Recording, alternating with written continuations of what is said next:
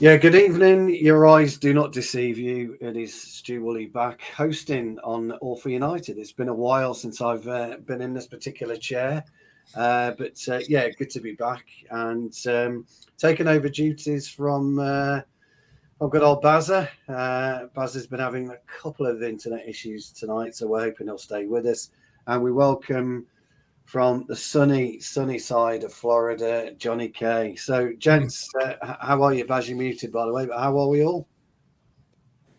Yeah, well, I'm okay. Just about, like I say, internet's got the flashing red light of doom. So Yes. we're waiting to see what happens there. But apart from that, all good. Johnny Boy, Yeah, how are you getting on? excellent. Yeah, not too bad, thank you. Obviously, hit and miss with the football at the moment, but not doing too badly. So. Excellent. Well, look, let's dive into the issues that surround our club right now. It's sad to see, unfortunately, for me anyway, in particular, there are voices of certain sections of the fans calling for Mr. Ten Hag to be removed from his post. My question to that would be, what is the purpose? What would be the point in removing Eric Ten Hag? And if you could remove him, then who would you want? And I'm tired of buzzwords in life, tired of buzz phrases in life. And unfortunately, football has buzz players and buzz managers. So everybody's talking about De Zerbi. So, well, we must go for De Zerbi. So, Barry, coming to you, to say we remove Eric Ten Hag and De Zerbi is installed. What on earth do you think he can do with this shower that we have so-called professional players playing for our great club? And would you envisage 2 years down the line is such as Eric is in right now, that he would be in a similar position? Because these players just don't seem to care. What's your thoughts They on don't. that? They absolutely don't. It's like, I mean, I felt last night there was more fight perhaps than we have seen in previous weeks. There certainly seems to be a bit more effort, certainly seems to have a bit more attacking nous about them. They were giving it a go. But I mean, it didn't really work out. Didn't really work out. And I think if you take Eric out of the situation, we're just back at square one again. And it really is rinse and repeat. You get a new manager in, they do well for a bit, and then no sooner than they've done well, then they're out on their ear again the next year because everything just seems to go wrong. I don't know what it is. They seem to have a lovely, brilliant maiden year, and everything seems to be going great. And then the next season, we're all full of hope and optimism, and it's like they're doing some sort of magic trick where they just sort of pull it away from you and go, are you kidding? And I just don't get it. I don't understand it. I don't comprehend what is going on. I can't understand it from a point of view just as a human being. You're playing football. You think there's nowhere you'd rather be on earth than playing at Old Trafford, and yet for some reason here we are sat here going, what the hell? So I don't think there's anything that he could do. Honestly, it's the club inside at the moment feels broken. Insofar as that the players just don't seem to have accountability. We don't seem to have leaders. There's something wrong there, and until that's fixed, we're not gonna get to the level we want to get to. I don't think, which is really, really sad because we should have been out of sight. And but for a red card and 10 minutes of extra time, we may well be having a very different show this evening. Yeah, no, definitely. We'll go into the game in a minute. I just want to touch base with Johnny. Similar question to you, but let me just rephrase it slightly. What do you think has changed this season from last season? Why has the honeymoon period decided to dispense with itself? Is it Eric Ten Hag getting a firmer grip on the players?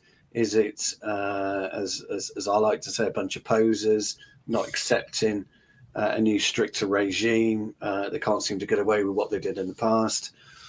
What's your thoughts on it, Johnny? And what do you think a new manager could actually bring to the table? Yeah, I think the biggest issue that's confronts us at the moment is obviously the ownership situation because nobody seems to have a clue what's going on there. Obviously, it's looking likely that Ratcliffe will come in now and with the minority stay, and there will be some kind of change in the football structure. They'll like this Murto and and what's Arnold will probably go. Yeah. Get replacements in. I think it goes down to the theme that everybody seems to be uncertain about their position at the moment, and this is having an impact on the team. If you go back to Fergie's day, obviously Fergie was the most important man, but the chief executive in his day was just important as a tea lady, for example. And if the mood, there's a cloud over the club at the moment, and everybody, whether it be the tea lady, the person who does the laundry, the kit man, whatever, that this whole thing will in fact impact everyone. In addition to that, there are some of those players that have been under this cloud before in terms of like under different managers where they keep failing under different players. And for me, it's a dysfunctional team because you've got players there from Van Gaal's era, from Mourinho's era, from Ole's era, now Ten Hag's era. Players suited different styles. It's virtually impossible to find one defined style for players who strengths are suited to different kinds of system, and it's what has cost Ole's job, cost Mourinho his job, cost Van Gaal his job, and if things continue as they are, might well cost Ten Hag his job. And this is where, for me, you need to get clarity soon, get people in position. I do agree. I don't see the point in sacking Ten Hag at the moment. You need to get some kind of structure in place, whether, there's rumours about Paul Mitchell, maybe this Jean-Claude Blanc might take over from Arnold. And if you have a clear structure and a straight footballing structure, then you'll be able to build a philosophy and a playing style which suits them. Now, if you get the right people in position, they might listen to Ten Hag and say, well, this manager might not be the right one for the vision we have in terms of like a playing style. In that scenario, I can understand if they say, right, well, this manager might be more suited to that. Then in that scenario, I might think, okay, fair enough. But you've also got to have a structure where, let's say, if Ten Hag does turn it around, a club like Bayern Munich or Real Madrid might think, well, we want Ten Hag at some point. Ten Hag might want to go there. And then you might think, well, if Ten Hag goes, then you're going to have a philosophy about who's going to be the person to replace him. So you got to have that kind of thinking. And we've lacked that over the last 10 years. And you've got a collection and an infestation in the club where we've failed for 10 years. It's all coming down to a whole. Ten Hag has made mistakes, of course. He's made mistakes with signings and all that. But for me, it's much more a collection of issues that stems from the top. If you don't have leadership from the top, and, I've heard that, there's friction between Arnold and the Glazers. Well, if there's friction between the owner and the chief executive, that's going to impact everything, isn't it? So for me, it's dysfunctional club at this moment, and this deal or whatever has to go through soon so that we can see what kind of vision we're looking at, and then hopefully then things might start to improve. But unfortunately, we just have to be patient at the moment. No, points well made. Same with Barry. I think what's interesting, for me, I look at any football team, and you do look at functionality. You look at, the balance of a team. We don't look at balanced personalities. We just look at balancing footballers, but we don't look at the personality side. You need to look at personality. For me, if Erik ten Hag has come in with an iron fist, then fair enough. I don't have an issue with that. Whatever the gaffer says goes. That's how it should be. That's how it's always been in football. Today, most players, they cry no moan like babies if something doesn't go their way, or if they can't do this or they can't do that. Manchester United at the moment is kind of rotten to the core, unfortunately, as a football club, and it does come down to what you were talking about, both of you, in terms of internal structure, how we go about that. how we go about changing it, how we go about putting the right people in the right places. But you're still 2 to 3, maybe 4 years away from being able to compete where we want to compete until we get a culture in the club where the players at all age groups understand that they are, they have to do what they're told. They have to adhere to the manager. Back in the day, years and years ago, the manager was the highest paid at the club on the playing side, so to speak. It's not the case anymore. You got Lionel Messi out there earning 2 million a week, something stupid like that. Anton Griezmann was on 950,000 euros a week, at Barcelona when he was there. He's now on 600,000 a week. I mean, all that goes out the window. A manager cannot control a group of players that are earning way, way, way more than what he is. We need to go back to old school for me.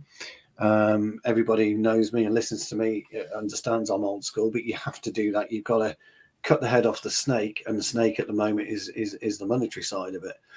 And if these players like Varane doesn't want to play for the club anymore, Sancho doesn't want to play for the club anymore, all right, tear up your contract. Because you're not going to give away millions of pounds. You won't do it. So you're just going to milk and milk and milk. And we've got 6, 7 or 8 players that are just milking money and draining the lifeblood out the club. And we've allowed them to do that. The managers have allowed them to do that, and the directors have allowed them to do that. So I personally don't think the Jim Ratcliffe deal is brilliant. I don't know anyone who wants to put 1.4, 1.5 billion in, whatever it will be, for 25% of a club. Because the Glazers are just going to hold out and hold out. So when he, if he does purchase another 25%, what will that be then? 2 billion, 2.5 billion? Because who knows what the end result, monetary wise, the Glazers want. So I thought it was a good starting point because I don't think we talk about it enough because we're going to go into the game now. Foul Throw podcast, sorry, has spoken about corruption in Copenhagen. Okay, so Jarvis makes a point here, which I thought, I've watched it back today. I didn't watch it live last night because I was playing, but I watched it back today, and I did see a functional unit up until Rashford's red card, but then I saw a team collapse, irrespective of their first goal. I would think, the player was interfering. I thought he blocked Onana's view. Could be wrong, but that was my opinion. And whether or not, for whatever reason, we couldn't adapt to going down to 10 men. So let's start with the main talking point then, Barry. What was your thoughts on Mr. Rashford and his red card? Let's kind of get into it from there. Well, people are going to find it interesting. I think that has been traditionally a red card across the last few years. As the game has moved on, rightly or wrongly, I'm a bit like you with that, Stu. I'm a big fan of the old Blood and Thunder, the Roy Keanes, the Nobby Styles, all of that sort of thing, Norman Bite, all them lot, Chopper Harris, they were all there. I just think it has gone very, very, very, very weak now. But the truth is that if you go over the ball and you go high up on the leg, which he did, it's going to be a red card. And I find it hard. I know it's been slowed down. I get all of that. I've seen all of that.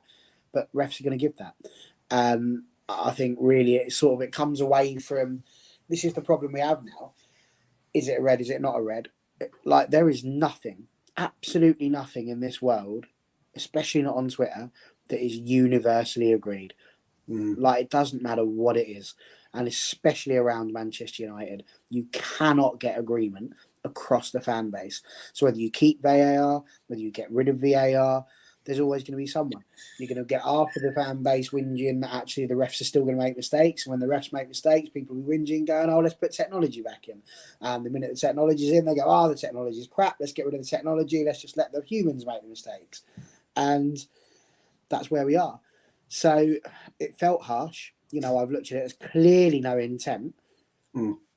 But I think we've seen enough instances over the years where if you are over the ball like that and you're coming down onto someone's leg, that it's going to be red. So I wasn't a massive fan of it, but I'm finding it hard to be objective and not to agree. And he's saying don't be a hipster. It's not about being a hipster, Jarvis. For me, it's just about it's the way the game's gone. I'd said I don't agree with it. For me, it's not a red card in the way the game used to be, but it's the way the game is now. And unfortunately, the game is played now, not 10 years ago. If you want to do that, you're going to have to go and find FIFA 13 and play the rules that way. FIFA 13, yeah. So where do you stand on the inconsistency then? Because Falthray podcast here again is talking about inconsistencies. There's been an incident tonight in the Liverpool game where he's got away with it. Where are we with inconsistencies? It's crazy, isn't it? I just think that I think that it's. I can see why it was given a red card when it slowed down. It was red card, but I think many people have said, "Why don't they show replays in real time?" It's clear Rashford has no intent, and you think of, the elbow on Højlund as well. Or it wasn't quite his elbow, but he went towards him. But he's apparently the rule is that player you can't refer the ref over for a yellow, but that player was on a yellow, so it's potentially a second yellow and therefore a red card. And it's kind of like, well, where's the consistency with that? So, for example, and I do think I can see why it was given. I think there was blood on around his ankle, so I can see why it was given. For me, in our day, it shouldn't be a red card. To be honest, it's an accidental collision. He's not gone to make a tackle and that kind of thing. So that's why I'm a bit like, well, why is it? He's just trod. It's just unfortunately his legs then he's trod on it. He's trying to shield the ball. But that being said, as Ferry would say, is a red card some days, but as we're seeing tonight, it's not always a red card, and you see, no, it's a different competition, but the same rules apply when you look at same rules apply across the board. And you look at the Havertz yellow card at the weekend, which was a red, which was a red. And same with that Tottenham player, not Romero, the other one who got sent off after, and you're like, well, how can it be different? And it seems to be some rules apply in Europe which don't apply in the Premier League. That's what you get with the handball rule, and I think when it comes to like the handball, at least they are consistent with the handball in Europe. But I go back to the point where how can you allow certain handballs in Europe but not in the Premier League when it's the same handball rule, if you know what I mean? And this is where I think, we've been impacted by some bad decisions, but it's not just us. It's like multiple teams have been subject to bad decisions. And for me, the wider point is, if I just go slightly off topic, but you got this weekend of fixtures, in the Premier League, you now got an international break just after it. And for me, there needs to be some kind of discussion with all the clubs, where it's like all clubs can air their grievances about how it's working out. Romero's handball against us wasn't a penalty, but the one against Arsenal was. For example, you're going to say, well, you got to be consistent. You can't say one is and one isn't. And, something's a red card and that isn't.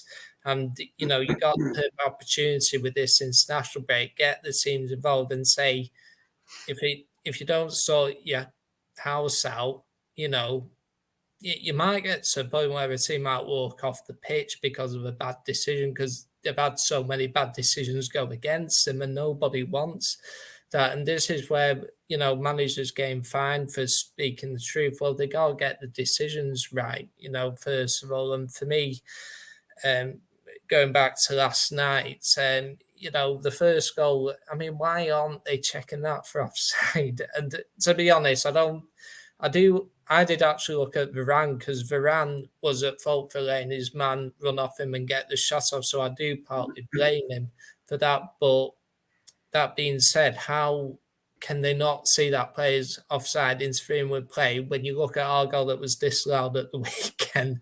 different competition, but again, same rule, isn't it? He's interfering with Mm. play, isn't he? So, but I know we'll go more into it. Decision did go against us, but we were in a position to win the game, and the defense did cost us. Yeah, again, from a winning position. Yeah, I think. Look, my take on the Rashford thing is, I don't believe it was a penalty. I do it 2-3 times a game, every game. Where Rashford's got to be a bit more attentive is when you actually look at where he turns his back on the defender to shield the ball. He knows exactly where the defender is. And by virtue of that, he knows where his leg is. He knows where his standing leg is. So, although as you're backing into a player or you're just trying to shield it, and he stood up relatively straight, so he didn't even arch his back. He is going to push his left leg slightly behind him for stability, and that's what he's done. He's tried to stabilize his stance by making his body as wide as possible. So for me, it was never a penalty. Yes, it looked a lot worse in slow motion, and the player made a complete meal of it. And if he's got blood in his legs, so what? Get on with it. It's a contact sport. You shouldn't worry about that. Get some water, wash it off, and get on with it. But this is the problem with footballers today. They will go down at the very, very slightest touch. Okay. And anytime they feel any kind of contact, they'll go down. And then you've got the ref has then got to make a decision. And what that decision is normally now based on VAR in his ear telling him, I think you need to go to the screen. I think you need to look at it in slow motion. I think, and that's it. So all the referee is focused on is his foot on the ankle. But he's not focused on at any point did Rashford turn around, look at his foot and stamp down on it. He never did that. What he did was he looked around to see where he was. So he's trying to get his spatial awareness and he was making sure he shielded the ball and he was using his left leg as leverage, stability. And that's all it was. And by virtue of that, he's just basically trodden on the guy's ankle. And you just get on with it. It should never, ever have been a penalty. It's not a foul, in my opinion. It's an accidental clash. But accidental clashes in football have gone completely out the window now. I can't remember the last time a player was obstructed when we all know what obstruction is in the game.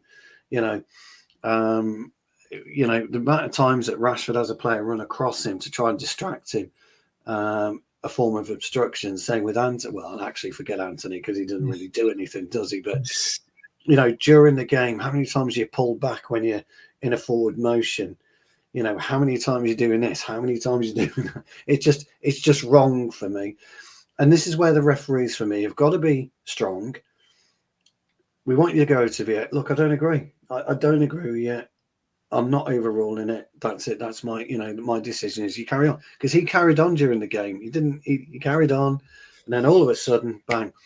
And then the flip side of it is, our penalty, our third goal. I mean, Jesus Christ. How far was Maguire away from the kid's arm? I mean, are we talking an inch here? 2 inches? It's ridiculous. What is he supposed to do with it? And it's the same. I saw, it was an Arsenal player against Newcastle had his goal ruled. No, Sterling against Tottenham had a goal ruled out because the ball, he kicked, he went to strike a goal. The ball bounces back and hits him on the arm. Well, Rashford had a couple of goals this last season for that. Yeah. Because he was striking a ball, he's using his arms as momentum again, leverage to get the whip on it, and so nobody knows. And I think the problem that we're coming to, and I think we'd all agree with this, all three of us, is nobody knows now what is a foul, what isn't a foul, what's offside, what isn't offside, what's handball, what isn't handball, what constitutes pulling a player back to wrestling with a player. Nobody has an absolute Scooby of what the rules of football are, and VAR is killing the game, destroying the game for me. Sorry, Buzz. No, I was just going to say, I think the thing is for me, I think where they need to go with it is, like we said about the handball. Is it good that we've been given a handball for what happened? No, not really, because for both of them, it was not a lot that really could have happened. But I think where I get frustrated from it is if we just made the rule, has it hit your hand? VAR checks it. There's no argument. You can't argue with it. Like, it's either hit the hand or it hasn't. It doesn't become subjective. And I think it's the same with offside. People are getting annoyed because they're drawing a line, and yes, it's offside, but he's offside by a toe. And as we said before, that's not giving the advantage because it's not taking into account the frames. So, in the same token, I quite like Wenger's idea of actually making it so that it has to be that there's got to be daylight between the defender and the attacker, because that allows for it. And then even if there is just a toenail on it, you know, at least on that one, you can actually say, well, do you know what? Most of him was actually offside. So it completely changes it. If it's a toenail over for that, well, the vast majority of their body is well past. So actually, offside is not an unreasonable call. When it's like literally by the fact that one's got a slightly longer nose than the other one, it's like, what are you doing? He's not scoring with that. So I think for me, that's just kind of where the issues are. If they're going to be using VAR for that, you can't use it for these subjective decisions. If it's going to be subjective, like you say, it has to be the referee because he saw it. He knew what it was that he was going for. He's put it down there. I think it was Jarvis. I'm not sure. One of them said that the ref didn't give it. It was Dan, actually. Sorry. He said, you know, it wasn't given. The ref looked at it, wasn't even bothered about it. It was only because it was called back. Well, there's nothing wrong with telling the ref, do you want to take a look at this? But then the ref just needs to go and look. He doesn't need all this chatter as to what the other person thinks and have a big old conversation about it. Have another look. Nah, I agree with what I did. I'm fine. I'm quite happy with it. And then it's one person's decision. We've just got too many cooks and they're absolutely spoiling the broth right now. We have, and I'm kind of with you on that one because I think as soon as a referee is instructed to go to the screen, he feels undermined, totally humiliated. You maybe go to the screen, great. Now I'm going to look at right idiot here, either way. And it needs a strong referee to turn and say, no, sorry, my decision stands. I think what needs to happen is that the time like our offside goal at the weekend, there needs to be a time bar, I think, where they say, right, VAR needs to look at it, and they say, unless you send the ref over, you've got some 30 seconds, maximum 6 seconds. You've got 6 seconds, make a decision. If not, the decision stands. Yeah, I mean, for me, I think that's it because the offside goal, it's like, oh, they looked at it 3 times, 4, 3 to 4 minutes, and they sent the ref over. It's like, no. Well, it's 4 minutes, wasn't it? The offside goal, exactly. at least.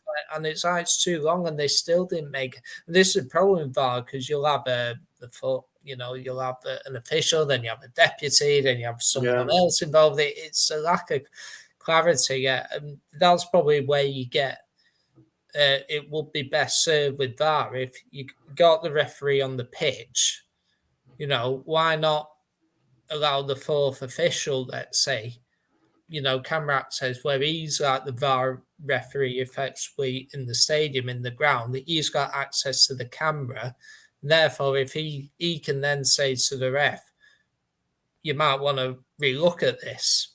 For me, it'd be better if the VAR ref making this decision was in the stadium where they had a clear camera where they can see it and that kind of thing, or at least maybe sat somewhere in the stadium where they decide quickly, you might want to look at that, just and act quickly. And I think this is where the efficiency, this is where I think there does need to be a meeting between the Premier League, the VAR people and, the clubs where they say, look, this can't continue. It's taking too long. You're giving decisions where it's like, well, get managers or whoever in a meeting and just say, look, if in this scenario, it will definitely be given a penalty. In this scenario, it won't be. You got to have that clarity because you can't have 2 handballs which are the same, one's given and one isn't. Same with offside, that kind of thing. And I just think it's killing the game. And I just think I think it's about time. And I think one common theme with whether it be Clark, Arteta, or even Tottenham manager in Ten Hag last night, I honestly think if you ask most managers and players, what do you think of VAR? they'd probably say get rid of it. So yeah, I mean, I listened to an interview by the iFab boss. I think it was yesterday. I was traveling, and he said that they wouldn't really see the full impact of VAR. They said it would be a 10-year stint, 10-year period. They would actually determine the full impact of VAR. That's way too long. VAR should never been brought in if it was never going to be perfect. Where I would say it has worked is, I think, because it's been tried at 2 World Cups, I think now. I think at both World Cups, it did work reasonably well. That's what I would say. International football, like we had it at the Women's World Cup, where the ref said, my decision is a penalty, or that kind of thing. At least there was that clarity. So can we look at something like, how does it work at World Cup football, where it doesn't quite work in club football? Well, the question should be, John, is if it should work, period, because it's the same system. There is going to be more cameras at Premier League grounds, isn't there, next year? Or they'd have ruled out partial AI offside, from what I can gather. So, anyway, look, we've been babbling on for 30 minutes already, fellas. It's absolutely flown by. Scintillating conversation as always. Yeah. And I don't think we've come down on slamming VAR. I think we've had a decent conversation as to where we feel it's wrong. So let's move on to... I'm not going to call last night a debacle. As I said, I've watched the game back. You should never lose a game when you're 2-0 up. Although it's a very dangerous scoreline, old saying that, you should never lose a game of football. Would the Hoyland chance at 3-0 prior, although it would have been ruled out because of the Rashford sending off, etc. But would a 3-0 scoreline, would that have carried us through or not? And what does that mean for the group? So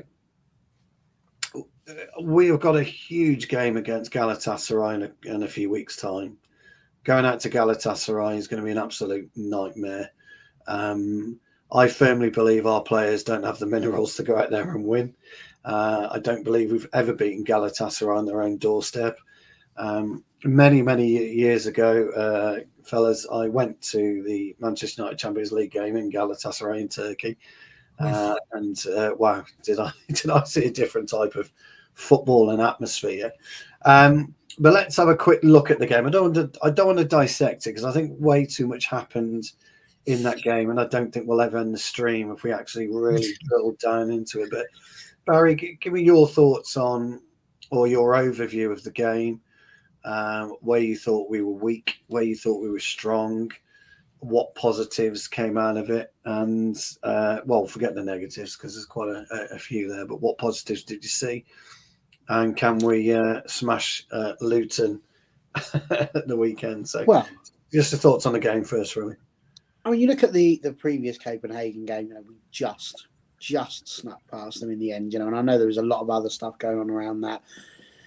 You had the additional feelings and emotion around the Sir Bobby Charlton tribute beforehand as well. So there was a lot in the air of that one. This one was free of that. It didn't have any of those sort of feelings and memories attached to it. So potentially a little bit less pressure as well. And I think that showed. The early goal is always helpful. I find that most football teams, if they can get an early goal, tend to settle into the game a little bit better. And we did. And then we got another one. And Hoyland showing that, he really can get into some good positions, that he's there for the old tapping. That's where you want your striker to be, picking absolutely up pieces in the box, 100%. So the fact that he's shown he can do that, we know he's going to be a goal scorer. He's already, for me, a successful signing. He just requires, a little bit more experience, I think, in the Premier League to get used to that. But he's clearly shown he knows where the goal is and where to be and where to place himself. So that's a big positive. You then have to move on to the simple fact that at 2-0, if Rashford doesn't get a red card, you're going to feel like we've got a better opportunity. But having said that, so many times teams go down to 10 men and they play better. Yes. And I find it bizarre, and I'm not convinced we did that. I think where it really went wrong was in that 10-minute period after Rashford got sent off, because obviously we conceded a goal. Then the penalty comes in literally at the last kick almost of the first half. And before you know it, you've gone from being 2-0 up to going in level, which is a very different conversation and a very different team talk. So I think really that's where the issue was. The thing is that we then went out there and performed admirably again with 10 men. And we got to a point where we got a penalty and we put our noses in front again. The thing is that Copenhagen just came at us at the end, and defensively we were poor. We didn't have what we needed to have. So there's lots of negatives. There's lots of positives. I think the biggest positive for me is that I saw some heart. There was an effort there. And certainly I was like you, I didn't get to see the game live. I had to watch it again today. But I was listening to the last bit on my way back from training last night. And you rarely hear journalists saying nice things about us. But literally, you could almost hear the sorrow in the commentator's voice as he was saying, United don't deserve this. They played really well tonight. They've actually had a really good game. It's probably been their best performance of the season. But actually, they don't deserve this. But that's football. You don't necessarily get what you deserve. You get what you get. And that was the problem. So I think for the game as a whole, I like what I saw. And I feel that we've got good chance against Luton if we can go out there and perform with that level of heart. But the problem I've got with this team is will they? Because if there's one thing we've not been, it's consistent. So it'd be really interesting to see if they can put it together for that. Johnny, what was your overall thoughts? I do agree with much what Barry said. I honestly think, I actually think that that was a fantastic performance up until the Rashford red card. And I was watching it thinking, I can see us winning 3-4-0, 4-1 maybe. It was that good of a performance. And I enjoyed watching us. And it showed that the team was clicking. And, playing Garnacho and Rashford, I thought Rashford actually played reasonably well up until his red card there. Garnacho obviously set up the second. Then the team looked, the cohesion looked good. Obviously, Evans' injury had an impact. I personally don't think we would have conceded 4 if Evans was still on the pitch, personally. Varane, when he came on, he was... I saw him come on, I was a bit like, we had a bit like, I didn't want to be there, and I thought that might come back to haunt us. And, for me, Højlund proving his worth again, 5 Champions League goals, and looks like he's heading out of the group, and it's just remarkable how the breath of fresh air he's given us. And it's amazing that we went more direct yesterday, and all of a sudden, we look a goal threat. We could have had a hat trick. All of a sudden you look at it and think, gosh, if we play like that consistently, we'll win more than we lose. And that's where I take the positive, that obviously we've had some shocking losses where you do question the passion. I don't personally question the passion after last night. I just think it's a mixture. There are some good players who think they're better than they are, that don't always give their all. But equally, there are players in our team who are sadly not good enough, but who will always try hard, kind of thing. And I think there were certain players where you were disappointed by, like Varane, the low game done on his back post again, and that. But ultimately, I'd say more players had a good game rather than a bad game last night. And, you do got to do better. Even against them, and it's inexcusable to concede 4 goals. And we're in the position to win the game. If that was Man City, they would see out that game. They would. And anything can happen. Like, we had a dysfunctional last 10 minutes where we're 2-0 up, back to 2-2, but then we came back out second half. We played well, and we got the penalty. We got 3-2, we were playing well again. If you look at the whole game, we probably played well for about an hour of that game.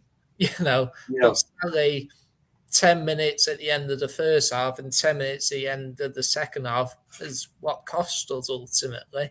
And for me, this is where we've got to be more streetwise and show a bit, conceding goals quickly like it happened against Bami and Galatasaray. You concede one, then you concede another. That needs to. That bit's lack of concentration. It's unforgivable. And I made this point after the Galatasaray game. A young man, Hoyland, should get all the plaudits, and yet his experienced teammates are letting him down again. And I do think Ten Hag maybe made an error when we went 3-2 up.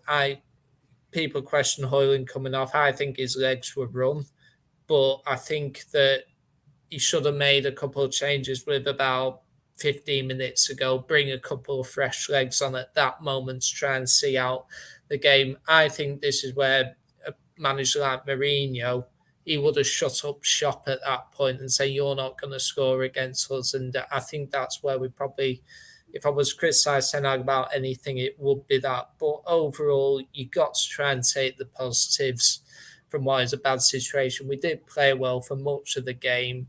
We didn't get the result. We're up against it in terms of qualifying. I don't know what's going to happen in Galatasaray, but, hopefully he'll take the positives from that game and take into Luton again, because for once we look like a team that was capable of playing good football.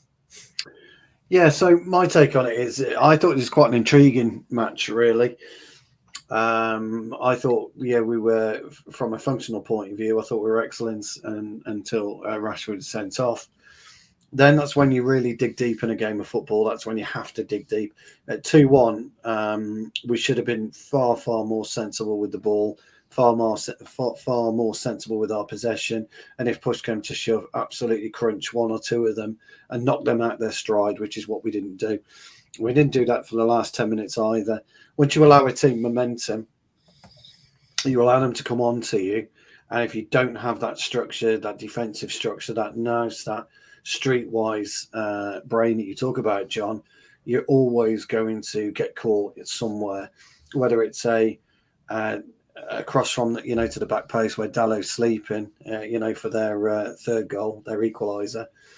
I don't think Onana had any chance whatsoever, but I did question why Onana didn't come and take Dallow out to try and put I can't remember the guy's name now. I think he would have got applauded for everyone if he took Dallow out. Yeah, that's what a goalkeeper does. That's what he should do when the cross is coming in. Yeah. It was always going to go past near and past middle, so it was always going to go to the rear. So you take your chances, or you should be taking your chances with that. And I just think it's an easy way of at least putting him off.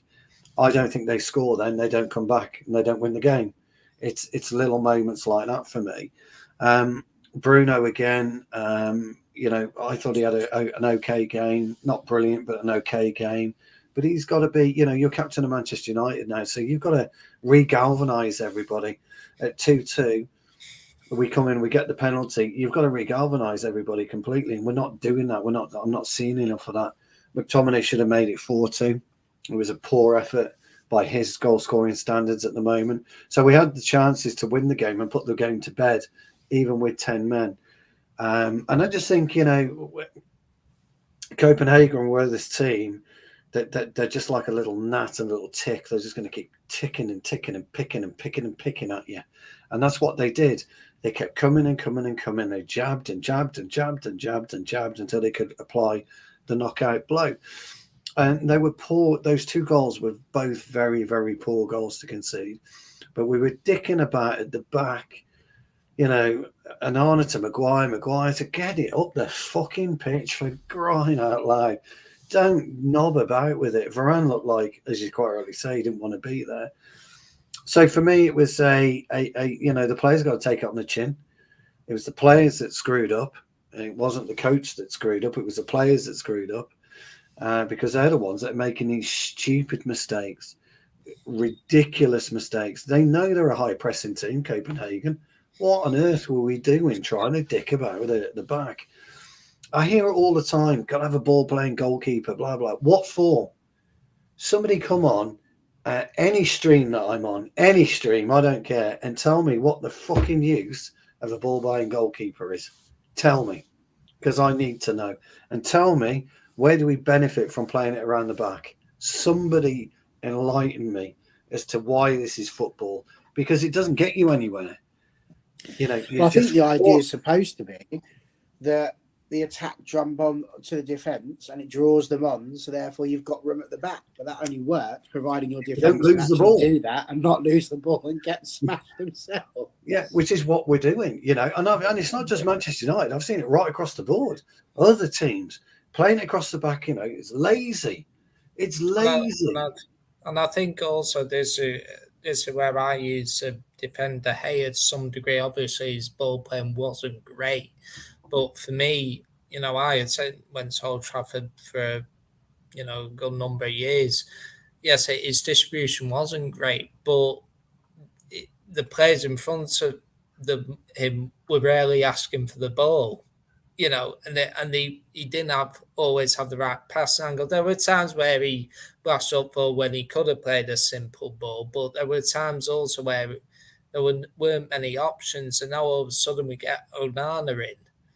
You know, someone who is a ball-playing goalkeeper, you see his options are limited at times, you know. And this is where I think that, as much as De Gea wasn't great at it, the players in front of him weren't great either. And this is where and we're still in that issue, though, John, because the players aren't great. You know, when haven't got Casemiro in the side, Casemiro will come deep and he'll take it. Okay, Eriksen will come deep and he'll take it. Play it wide, play it to your fullbacks. Don't knob about with it with your centre halves. Yeah. Because time and time again, we concede goals. Time again, because our centre halves aren't good enough. Even Martinez has been called out. You know, we just aren't good enough to take it. And yet we got ourselves into the position and we dick about with it. And that, for me, is a frustration of this season. Now, I'm sure Ten Hag's telling him that's what he wants to do. But this is where, as I talk about a lot, you do go rogue in a match. You say to the gaffer, nah, we're just going to... And I'll take it. I'll take it on the chin. I'll take it when I get in the change room. I'll take the bollocking off him. But we go in there with 3 points. We don't go in there with no points. We go in there with 3 points because I'm not paying attention and I'm doing what I need to do. Our in-game management, our brain is woeful at best from some really experienced footballers, Maguire, Varane, really experienced footballers, okay? And it's got to stop. And this has got nothing to do with the coach. It's got nothing to do with Ten Hag. It's their weak-minded. Now, it's difficult to call Harry Maguire weak when he played with a concussion and he's had all this hassle he's had to deal with, you know, for the last 18 months. But you're 3-2 up in a game of football.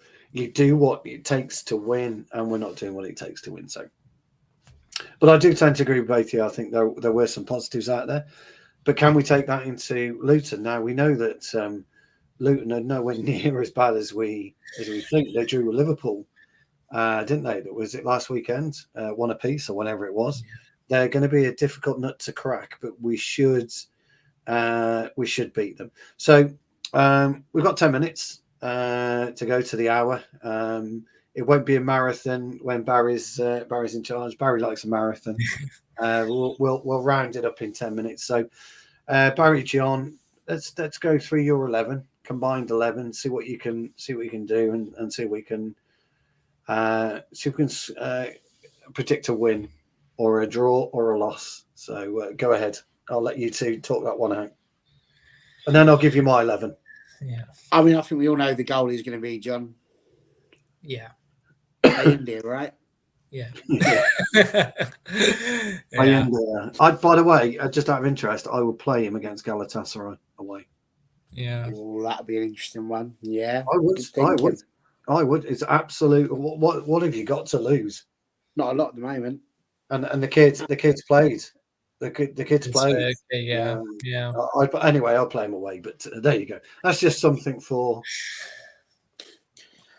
I'm not convinced I'd change the back four from the Copenhagen game, to be honest with you. You reckon you would, John? I mean, I think... Well, Evans might be injured. What's Evans' injury, yeah. Evans might in which case, you're going to have to draft in Varane. He's pretty much all we've got. Or Lindelof. Say again? or Lindelof?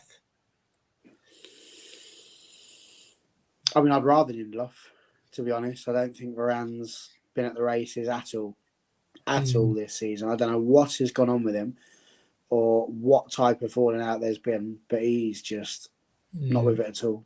Not with it at all. So, yeah, we can't have Evans. Yeah, I suppose you put Lindelof in, but it's going to be Dalot and Wan-Bissaka as your fullbacks because they're just unless he starts Reguilon. Yeah, but I don't know that would be the greatest idea either because he's not putting up trees. So that's what I mean. I think the four that we had, I mean, the starting lineup, technically, I wouldn't necessarily deviate from too much. You know, I think they've had a good game, and the thing we're going to need now is a bit of consistency. We just need Rashford to not get sent off in the domestic game and, you know, give them a chance to build on that, you know, and see if they can. We know that Ten Hag likes to have faith in his squad and say to them, you know, look, go out again and show that you can do what you didn't do in the last game. I would not be surprised, barring Evans if he's injured, like you say, barring him, I think I'd put out the exact same team in the hope that they could perform at the level they did in the start of this game. And if they manage to do that, then absolutely superb. Would you not advocate changing though, because one of the biggest issues that teams have, especially where we are currently, and I made this point last week, you're Marco Silva last Monday and you're preparing for the visit in Manchester United on the Saturday. He walks in on a Monday, all right lads, how you going? 3 days off now. What for? Because I know exactly how Man United are going to play. I know how they're going to play. I know how they're going to turn out. It's just which personnel. You know, and this is our problem, you know, and Ten Hag, as great as a coach he is, sometimes you've got to mix it up. You have to mix it up. And our biggest problems are, or have been, although, by the way, Garnacho did get the assist, but he went for the strike for Højlund's second goal. It was only Højlund's instinct and his running ability that got him in there. His first goal was absolutely superb. What help does he get? You know, what help does he have? So, controversially, Johnny K, yes, and Bazza, I would go 3 at the back.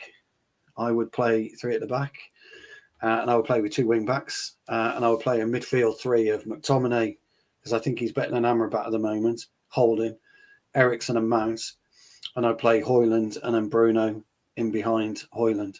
That's how I would set up, and I think we would absolutely smash the shit out of Luton by doing that. And there's a couple of reasons for it, because our wing backs at the moment, nobody's really supplying Højlund. Let's be clear, we're not supplying Højlund. And I think our wing backs are suffocated by a very static Rashford and a very static Anthony, or a static Garnacho and a static Anthony, whatever 2 wide 4 players you want to put in. So they're blocking the route, or the route, as you would say, Johnny, in America.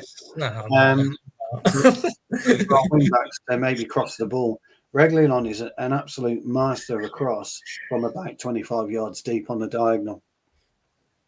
Now, if you consider Højlund's running ability and his ability to get between the centre halves, okay, or even across the centre halves, as soon as Højlund turns to go, Reguilon delivers. Højlund gets in on that 9 out of 10 times, I guarantee you, and he probably scores because he's great in the air. Or what tends to happen is Reguilon, just say for argument's sake, Reguilon passes up to Rashford, and then he may go behind Rashford, gets to the byline, and maybe he's 10 yards, 15 yards in. He's got a very small window where you can actually pick out your striker because there's only really Højlund in there. So what do? You've got to mix it up. You've got to start crossing from. Do you think that Dalot or Wan-Bissaka can provide those sort of balls in? Because I'm not convinced I've seen brilliant crossing from Reguilon. I think Reguilon, yes. I said Dalot and Wan-Bissaka. Dalot can over Wan-Bissaka, but herein lies the problem on this, that you then take away the defensive ability of Aaron Wan-Bissaka. You know, but here's another Wan-Bissaka did well for the first goal, though, didn't he? Yeah. But here's the thing: you see, our players don't seem willing to develop themselves They don't. I mean, Wan-Bissaka's completely changed his game. I mean, he's a far, far better player, all-rounder player than what he was. But he's still not where we need him to be. We need his the crossing ability. There's no point putting Anthony up there because Anthony doesn't do anything with the football. Garnacho doesn't cross all the time. He's very selfish. So he's Ronaldo, and that's why you're seeing a frustrated Højlund. Højlund must have thought, what the fucking hell's going on here? Jesus Christ. When he ghosted him for the first, and then he scores his second, he's thinking, wow, what's going on? And then all of a sudden, the taps turn off completely. Rashford gets his issue. He goes off. Well, you say that, but the second goal was, again, just being there to pick up what had been a shot from That's what a striker's about, wasn't it? Yeah, like you say, Baz, that's what a striker is. Good standing, but again, no cross. No, that's right. So having to live off the scraps. So what you could do is, and this is a huge risk. So don't. But if Evans is fit, you play Maguire, Evans, Varane. If Evans isn't fit, you play Maguire, Varane, Lindelof. If Lindelof isn't fit, then you bring Dalot in to the middle because he can play it in the middle, and you pull Reguilón. It's a big You pull Reguilón into left back, but for me, you've got to do something. You have to galvanise the team. You've got to mix it up somehow. And people will say, "Well, we're not used to playing that system," but they're professional footballers. You can't tell me that none of them in their entire footballing life have not played in a 3-5-2 situation or 3-5-1-1 situation. You can't tell me that. I just won't have it. I won't believe it. So if I was in Erik ten Hag's shoes, I would do something completely different. And I agree with that. I know. But they need to have done the training for it beforehand as well. And that's the thing. He needs to do it all week. Do it all week. As long as he's done that, then crack on. If not, then that is a dangerous game to play. But I find it hard to disagree. The thing is, though, Baz, we could end up losing 1-0 on a 4-3-3. Would you prefer a 1-0 loss on a 4-3-3, or would you prefer a 1-0 loss on a 3-5-1-1 or a 3-5-2? Well, the answer is a loss is a loss, isn't it? It's irrelevant what way you play. It's something different. He's tried something, and he's not trying anything for me. So, anyway, we'll wrap it up in a sec. The only problem with that is that the Twitter people will be straight in there with, he shouldn't have done that. And that's the problem. So they won't look at the fact that we probably would have lost 1-0 if we'd have played 4-3-3. You just instantly get a drama because, as I said, the world just will never agree. Well, that's because they watch football through rose-tinted spectacles rather than actually through footballers' eyes, which is why people tune into All For United, because we watch it through the eyes.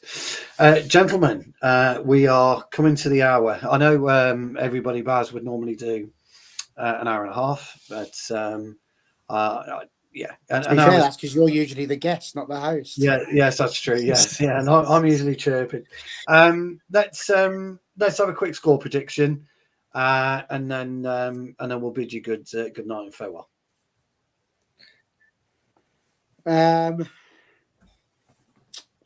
I'm gonna go. It's head and heart again. My heart's saying 3 or 4-0 because it's Luton. My head's saying it's going to be decided by a goal either way. So either 2-1 to us or 2-1 to them. So that's my head. But I'm hoping my heart wins it this time. First goal scorer?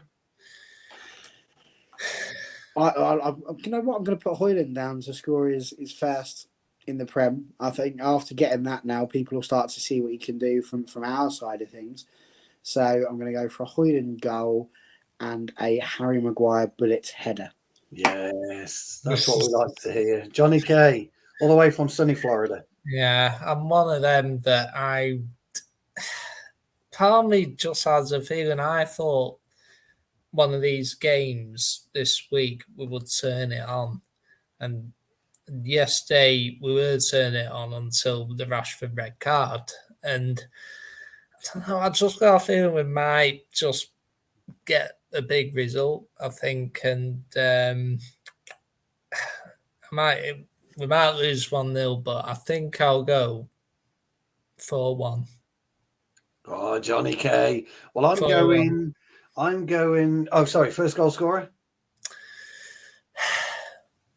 Bruno penalty. Oh, I'm going to go 3-0. And I think Rasmus is going to net himself a hat trick. I think he's taking the match ball home from him. I don't believe he will do what I suggested. By the way, he will go with a 4-3-3, and I think his team will be not too dissimilar to what turned out on Wednesday night at Copenhagen. Totally agree with you guys. I'm not even playing devil's advocate on it. I just think we should do something different. I think there comes a time in a game, in a season where you mix it up. And if you mix it up and you get beat, so be it. But nobody can accuse you of not mixing it up. So just before we wrap up, Kaluuya, if I've pronounced your name correctly, if I've butchered it, I really, really do apologise. We did speak about that. So if you rewind to the very beginning of the show, then you'll see our response to that. But we're all kind of in agreement with you. And we believe that it should not have been a red card. So thank you very much for tuning in. You have tuned in at an unopportune moment, I'm afraid, because we are about to wrap up. We should also stress that, Luton's last game, Liverpool, now obviously we're not a fan of Liverpool, especially getting a last-minute winner, but it was quite a touching tribute that Diaz scored. Because I think his father was kidnapped, but it's good news that apparently his father's been released now. Today. If ever there was a Liverpool goal where I wouldn't say you're pleased about, but you seriously say fair enough, I think it's that scenario. That's all we'll say about the Scousers, though. But no, good sentiments, John. Just to finish off, in the UK, everybody, it's Movember. Movember is to support men who are suffering from prostate cancer. I kind of wear a kind of stubble all the time, so I don't grow moustaches. But if you are growing a moustache, brilliant for you. To everybody who's got a man in their lives, either a dad, a brother, a husband, etc., best friend, look after them, check in on them, make sure they're okay. If they go quiet in group chats and they're normally the life and soul of the party, just knock them up and make sure they're okay. And also, as Barry will be able to talk a little bit about mental health as well. Please check on people. People do suffer in silence, especially us men. We're as stubborn as it gets. Oh yeah, we're all right, but we're broken inside. So again, these are serious messages, and if you do get a chance to speak to people, please do. And I know I speak for all of us. We're all here at All for United. You can reach out to any one of us at any time. I would say the importance of mental health, because I think Burnley released a statement before the show regarding their player Lyle Foster, who's I think he's receiving medical care and that around mental health. So, and obviously we had this situation with Sancho last year as well. So we did. If you need to, I've experienced loss this time of year through that cause. So yeah, by all means, always speak out if you need to, and I'm sure everyone associated with All for United, if you want to chat or anything, then speak up. Someone will always listen. Absolutely. Barry, where can people find you? Well, not very many places at the moment, what with the internet being out of action. But yes, of course, you can see where I am there at Autism in Church. We really feel like listening to the inane ramblings of me, and feel free. Of course, we do a lot there with Stevenage women. Man United women, by the way, only 7-0 against Everton today, so that's a pretty decent result. 7 changes, 7 goals, Barry. Do you see? 7 changes, 7 goals. I said don't do it. Don't do it. That bloody Skinner, he always doesn't listen. But no, did Man United play tonight? Man United women. Conti Cup. Man United women beat Everton women 7-0 in the Conti Cup, would you believe, which is the dodgiest trophy that's known to man, but still a trophy. Still a trophy. So, and Johnny K. so yes, I think sorry. we'll be on that tomorrow. Women's channel. Feel free to join us on there. And hopefully we'll be back on here again on Saturday. I probably won't be because this has been lagging like a good one tonight, but we persevered. So our thanks to you, Stu, as well for jumping in and hosting last minute. That's been really helpful. And who knows, maybe, haven't asked him yet, but maybe the return of Big Dan on Saturday. So we shall see. Johnny K, where can people find you?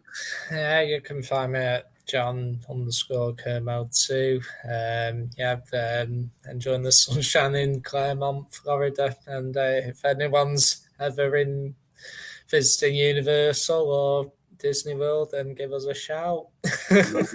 And you can abuse me as always at Stu Woolley on Twitter. Big thank you to my guests, Barry and John.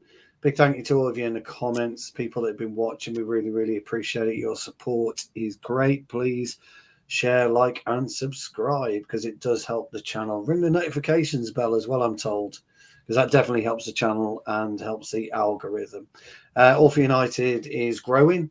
We can only grow with your help, so please do so. So with that, I will sign out and we will see you soon. Thank you very much.